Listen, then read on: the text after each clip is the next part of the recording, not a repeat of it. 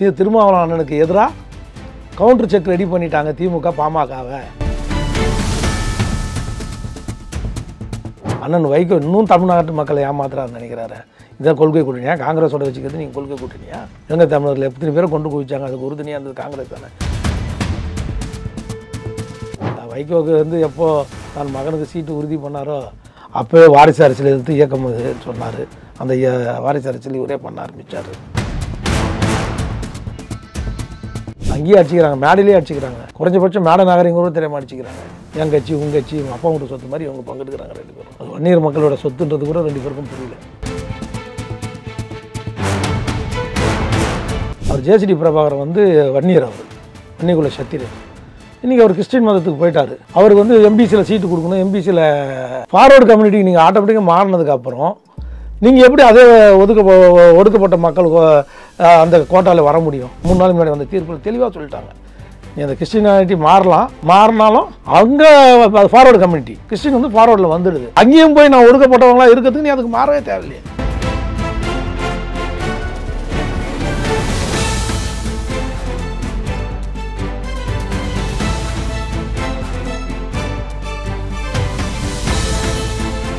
Real one நண்பர்கள் உறவுகளுக்கு வணக்கம். தொடர்ச்சியாக பல்வேறு முக்கியமான தகவல்களை நம்முடைய உறவுகளுடன் பகிர்ந்து வரும் அதிமுகவுடைய முன்னாள் நிர்வாகி ஆவின் வைத்தியநாதன் அவர்கள் நம்முடைய இருக்கிறார். வணக்கம் சார். வணக்கங்க. பாமக திமுக இந்த 2 கட்சியில் இருக்கக்கூடிய முக்கியமான 2 நபர்கள் சந்தித்து கூட்டணி தொடர்பாக பேசியிருக்காங்க.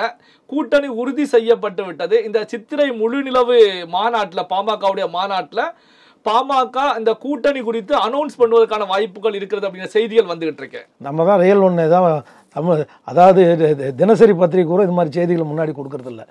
அதுக்கு முன்னாடியே நம்ம கொடுத்துட்றோம் அந்த செய்தி எல்லாமே. ரயில் ஒன்று வந்து தொடர்ந்து இந்த விஷயத்தில் வந்து அட்வான்ஸ்லாகவே இருக்கிறோம்.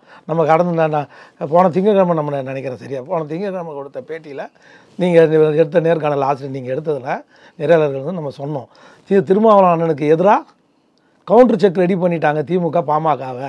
திருமாவளவன் வந்து முன்ன மாதிரி மிரட்ட முடியாது, மிரட்டி ஏவா வேலை பார்க்க முடியாது. திமுக வந்து ஆசிட்டிஸ் ஃபார்முலாவில் தெளிவாக நிற்கிறாங்க. 6 சீட்டு 5 சீட்டாக குறையுமே தவிர 6 சீட்டு 7 சீட்டு ஆகாது. அதுக்கான வாய்ப்பே இல்லைன்றது இவங்க குறைஞ்சது 20 சீட்டாவது வாங்கணுன்றதுல தெளிவாக இருக்குது. யார்? திருமாவளவன். எங்கள் கட்சி வளைஞ்சிடுச்சு, தேசிய அங்கீகாரம் கிடச்சிச்சு தேர்தல் ஆணையத்தில். அதனால் எங்களுடைய இயக்கத்துக்கு நீங்கள் 10 இரட்டை இலக்கில் சீட்டு கொடுத்தா தான் உங்களோட இருப்புன்றத இவங்களும் தெளிவாக இருக்காங்க. இந்த தருணத்தில் எப்படி வந்து நடக்கும்?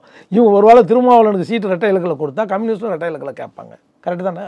இடது வலது இதெல்லாம் இரட்டை இலக்கில் கேட்கும். அப்புறம் இவரும் கேட்பார், யார்? கமலஹாசனும் கேட்பார். அப்புறம் கட்சியில் இருக்கிற எல்லா கட்சியும் கூடுதல் கடந்த முறை கேட்டதை விட அதிகமாக கேட்பாங்க. அவங்கக்கிட்ட நல்லா எம்பியில் ஒரே ஒரு ஃபார்முலா கையில் எடுத்தாங்க திமுக. ஆசிட்டிஸ் 2019 என்னவோ அதே ஆசிட்டிஸ்னாங்க, சொன்னாங்களா? அதே மாதிரி தானே கொடுத்தாங்க. இந்த வாட்டியும் அதே 6 சீட்டு தான் திருமாவளவன் கொடுப்பாங்க. அதுக்கு உடன்பட்டு இருந்தால் நாங்கள் அதுக்கு மேலே ஒரு வார்த்தை சொல்லுவாங்க, நாங்கள் கொடுக்குறது வெறும் சீட்டு இல்லை எம்பி பதவின்னாங்க.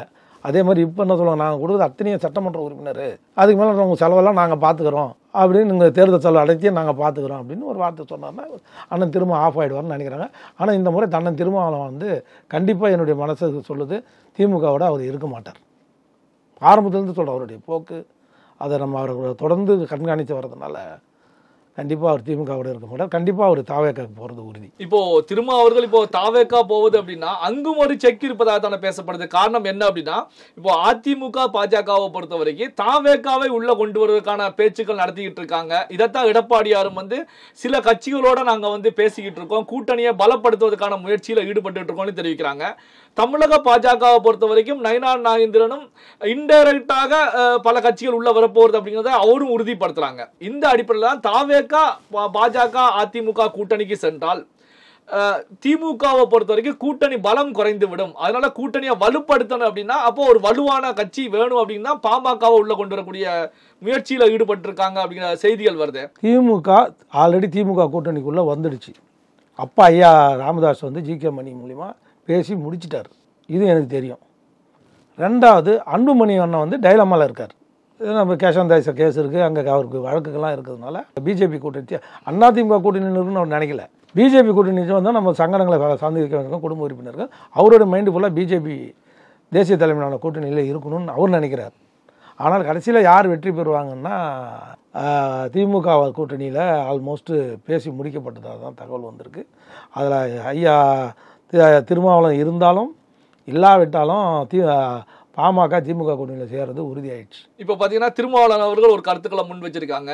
இப்போ பாஜக அதிமுக கூட்டணி, இந்த கூட்டணிக்கு பிறகு தேமுதிக பாமகவை பொறுத்த வரைக்கும் அவர்களுடைய நிலைப்பாட்டை வெளிப்படையாக அனௌன்ஸ் செய்ய வேண்டும் அப்படின்னு சொல்லி நம்மளுக்கு தெரிஞ்ச மாதிரி திருமாவளவனுக்கு தெரியாத திமுகவோட பேசிட்டு இருக்கிறது. பாமக வந்து திமுகவோட பேசி முடித்த கதை அவருக்கும் தெரியும்ல. அதனால தானே நேற்று மதிமுக விட்டு அறிக்கை கொடுக்குறாங்க.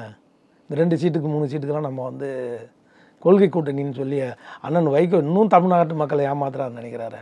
இதான் கொள்கை கூட்டணியா? காங்கிரஸோட வச்சுக்கிறது நீங்கள் கொள்கை கூட்டணியா? எங்கே தமிழர்கள் எத்தனை பேரை கொண்டு குவிச்சாங்க? அதுக்கு உறுதுணையாக இருந்தது காங்கிரஸ் தானே. அது மகேந்திர ராஜபக்சே கூட அந்த ஐடியா இருந்ததா இல்லையான்னு தெரியாது. அது அந்த ஃபுல்லாக அன்னை சோனியா காந்தி தானே. அப்புறமா அவங்க கூட நீங்கள் சீட்டு வச்சுட்டு கூட்டணி வச்சுன்னு தானே இருந்தீங்க.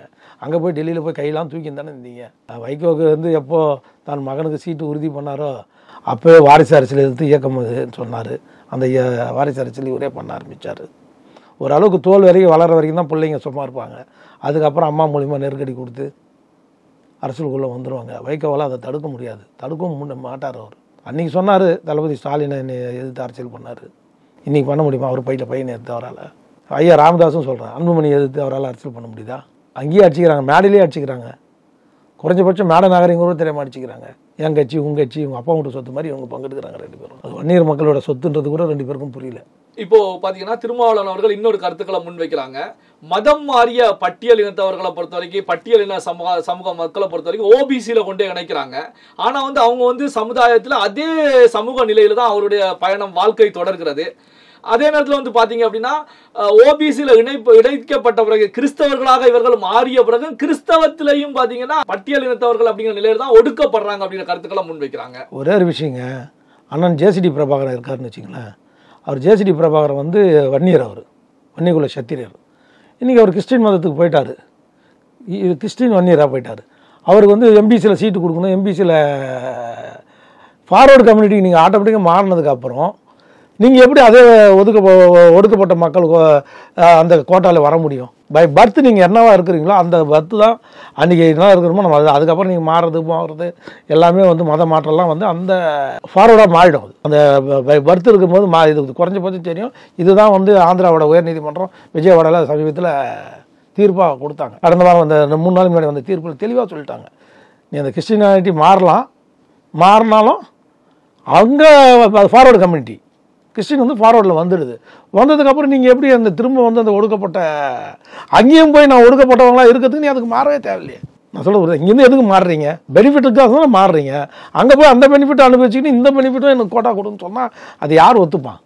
ஹைகோர்ட்டை ஒத்துக்கலையே, சட்ட பிரகாரம் செல்லாதுன்னு சொல்லிட்டாங்களே ஹைகோர்ட். அந்த ஹைகோர்ட்டு சொன்னாலும் சரி, தமிழ்நாடு ஹைகோர்ட்டாக இருந்தாலும் நாளைக்கு சுப்ரீம் கோர்ட்டும் அதுதானே உறுதி பண்ண போகுது. அரசியல் சாசன பெஞ்சுக்கு போனாலும் அரசியல் சாசன பெஞ்சு அதுதான் உங்களுக்கு அண்ணனுடைய அண்ணனுடைய கூற்று சரியில்லை. பை பர்த் என்னவா இருக்கிறோமோ அன்னைக்கு நம்ம ஜாதி சான்றலா இல்லை மத சான்றலா அன்னைக்கு நம்மளுக்கு கொடுக்குறாங்க இல்லையா, அதில் என்ன இருக்கோ ஃபண்டமெண்டலாக என்ன இருக்கோ அதுதான் நிற்கும். நடுப்புற உன் தேவைக்கு அப்படி பார்த்தா நான் இன்றைக்கி இருக்கிறேன்னு வச்சுங்களேன், வன்னியராக இருக்கிறேன், நாளைக்கு எனக்கு எஸ்சி கோட்டா நான் மாறிக்கிறேன் அப்படின்னு சொல்லி நான் எஸ்சி கோட்டாவுக்கு போகிறேன்னு வச்சுங்களேன், எஸ்சி எஸ்டி பட்டியலின கோட்டாவுக்கு போகிறேன்னு வச்சுங்களேன், அப்போ நான் அந்த கோட்டா பெனிஃபிட் அப்படின்னு ஜாதி மாற முடியுமா? மதம் மாறுறீங்க, ஆனால் ஜாதி மாற முடியாதுல்ல. இந்திய அரசியல் சாசனத்தை அப்போ ஜாதி மாறத்துக்கு இடம் இருக்குது, சட்ட வழிவகுக்கல வைக்காத போது இது எப்படி நடக்கும்? இப்போ விஜயவாடாவில் ஹைகோர்ட் இந்த தீர்ப்பை கொடுத்திருக்காங்க, நீங்களும் சுட்டி காட்டினீங்க. என்ன அப்படின்னா ஒரு ஃபாதிரியார் கிறிஸ்தவராக மாறி ஃபாதிரியாராக 10 ஆண்டுகளாக இருக்கக்கூடியவர் ஒரு வழக்கு போடுறாங்க. குறிப்பிட்ட நபர்கள் என்ன சாதி பெயரை சொல்லி திட்டினார்கள் அப்படின்னு சொல்லி வழக்கு போடுறாங்க. இதுல ஹைகோர்ட்டை பொறுத்த வரைக்கும் நீங்க கொடுத்தது காவல்துறையை பொறுத்த வரைக்கும் எஃப்ஐஆர் வன்கொடுமை தடுப்பு சட்ட பிரிவின் கீழே போட்டிருக்காங்க. நீங்க கிறிஸ்தவராக வந்த பிறகு பட்டியலின பழங்குடியின சமுதாயத்திலிருந்து நீங்க ஃபார்வேர்டுக்கு வந்துடுறீங்க. அதனால இந்த சட்டத்தின் கீழே நீங்க வழக்கே போட முடியாது அப்படிங்கிற கருத்துக்களை முன்வைக்கிறாங்க. இது இப்போ தமிழ்நாட்டில் ரிஃப்ளெக்ட் ஆகுமா? ஏன்னா பாத்தீங்கன்னா இது போன்ற வழக்குகள் பதிவு செய்யப்படுவதா சொல்லப்படுது. இது ரிஃப்ளெக்ட் ஆகுமா? இல்லை, இதுக்கு முன்னாடியே மத்திய அரசு மோடி அரசு மிக தெளிவாக சுப்ரீம் கோர்ட்லேயே மனு தாக்கல் பண்ணியிருக்காங்க. வன்கொடுமை சட்டம் இதுக்கு முன்னாடி எடுத்த உடனே அந்த மாதிரி சொன்னாவே நம்ம கேஸ் பதிவு பண்ணியிருந்தாங்க. இப்போ ஒரு இவங்களை கூப்பிட்டு எதை செக் பண்ணி தான் பதிவு பண்ணணும். ப்ராமா பேசி இருந்தால் தான் பதிவு பண்ணுன்றது ஏற்கனவே மோடி அரசு மிக தெளிவாக மத்திய அரசு வந்து சுப்ரீம் கோர்ட்டில் ஒரு வழக்கில் வந்து பதில் போட்டிருக்காங்க. அதை வச்சு தான் வந்து ஆந்திரா உயர்நீதிமன்றம் நேற்று வந்து இந்த தீர்ப்பு கொடுத்துருக்கோம். அந்த தீர்ப்பு சரிதான், அந்த தீர்ப்பு வரவேற்கப்பட்ட தீர்ப்பு தான். அதில் என்ன மாற்று கருத்து இருக்குது உங்களுக்கு? நீங்கள் என்ன கம்யூனிட்டி ஃபார்வர்டு கம்யூனிட்டியாக மாறினதுக்கப்புறம் திரும்ப பேசிக் கம்யூனிட்டியை நான் வந்து கிளைம் பண்ணக்கூடாதுல்ல. எனக்கு அந்த கம்யூனிட்டி பிடிக்கல, அந்த கம்யூனிட்டி அந்த இழிவுபடுத்துகிறாங்கன்னா மேலே போகிறீங்க, மத மாற்றம் வர்றீங்க. அதுக்கு தான் அம்மா புரட்சித் தலைவி அம்மா வந்து மத மாற்ற சட்டத்தை கொண்டு வந்தாங்க. பல்வேறு முக்கியமான தகவல்களை நம்முடைய ரியல் ஒன் உறவுகளுடன் பகிர்ந்து கொண்டதற்கு நன்றி சார். நன்றி, வணக்கங்க.